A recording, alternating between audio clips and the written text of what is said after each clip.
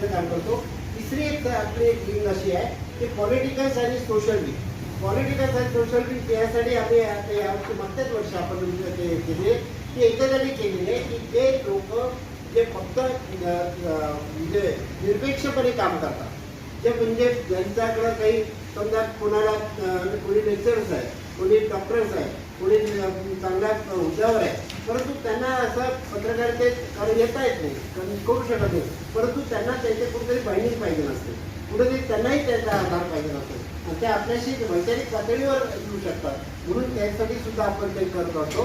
परंतु त्याचं कुठेतरी या सगळ्या गोष्टीचं मग करायची तर मग सगळ्यांना गोंधळ करून करायचं का, खिचडी करायची का, तसं नाही आहे. तर त्याला सुद्धा आम्ही एक कुठेतरी मर्यादा ठेवलेली आहे. त्या मर्यादित संख्या ठेवलेली आहे की एका तालुक्यातून 10 लोक आपल्याला घेता येतील. महिलांचं सुद्धा एका तालुक्यातून 10 महिला पाहिजे, नाही तर महिला म्हटल्या तर म्हणजे 50 महिलांची संख्या आपल्याला उभी करता येईल. तसं नाही आहे. तर कुठेतरी चांगल्या पद्धतीचं पाहिजे. भले त्यांच्या पाठीशी 100 जण असतील, त्यांच्या 100 जणांची काम करतील, परंतु आपल्याला काम करत असताना त्या पदाधिकारी म्हणून आपल्याला नेमके मोजकेच लोक आपल्याला लागतील.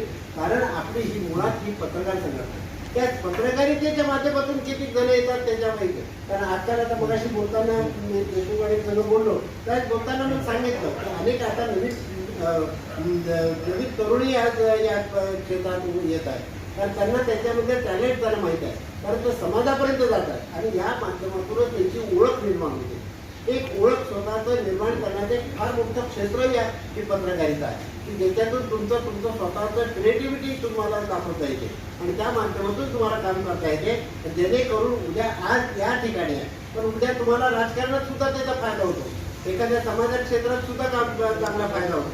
अशा वेगवेगळ्या पद्धतीनं तुम्ही काम करू शकता आणि म्हणून त्याच्यासाठी आपण हे सगळं एक परिपाठ केलेलं आहे. पत्रकारांच्या आणि नेहमी सातत्याने सांगतो की पत्रकारांना पत्रकारिता काम करत असताना त्यांच्या पाठीशी सगळ्यात महत्त्वाचं कोणतं अडचण असेल तर ती आर्थिक अडचण, आर्थिक नियोजन त्यांच्या पाठीशी असतं.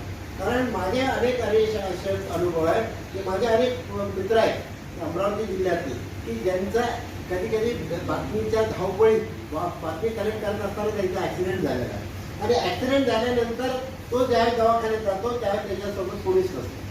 त्यावेळेस बातमी त्याची कलेक्ट करते तोही नसतो आणि त्याच्यासाठी बातमी करतो तोही नसतो आणि म्हणून मग त्यावेळेस त्याच्यासाठी कोण असते तर त्याचे घरचे लोक असतात.